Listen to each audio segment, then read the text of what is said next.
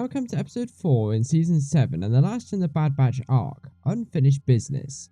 Now, I wasn't too happy with the previous episode, the On Wings of Kiridax, mainly because it was too short and felt rushed. However, this episode blew it out of the park completely in comparison.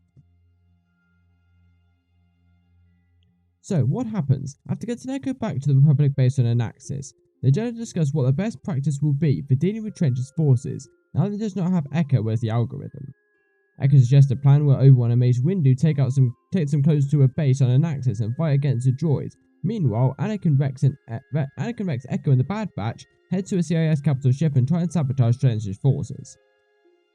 So, as you can tell from the start, I really enjoyed this episode. It was a fitting end to the arc. However, I don't think it was as good as the second episode, mainly just because that episode was so creative with how the Bad Batch works and how their methods are so different to regular clones. This episode did showcase this, however, with Tech's attention to detail, Echo being able to integrate into CIS computers after being in one for so long, and the mirrors that lasers bounce off of is really cool as well. But by this point, we've seen so much of it, I knew that these things were coming, so I was sort of as surprised as I was previously. Something I did like about the Bad Batch, however, is that they're very wary of Echo and where his loyalties lie. Not that they completely distrust him though, because they would have agreed to go on this mission with him if that was the case, but just keeping their wits about them in the event that he was to turn on them. I like this because it gives the definition to their characters to show that they have been through a lot, and maybe more than the other clones, but they end up accepting Echo as one of their own.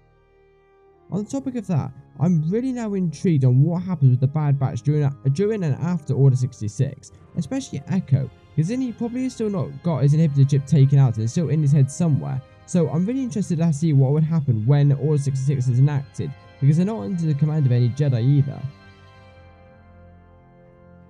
The other main thing I want to talk about is the Republic invasion on Anaxis and that settlement base.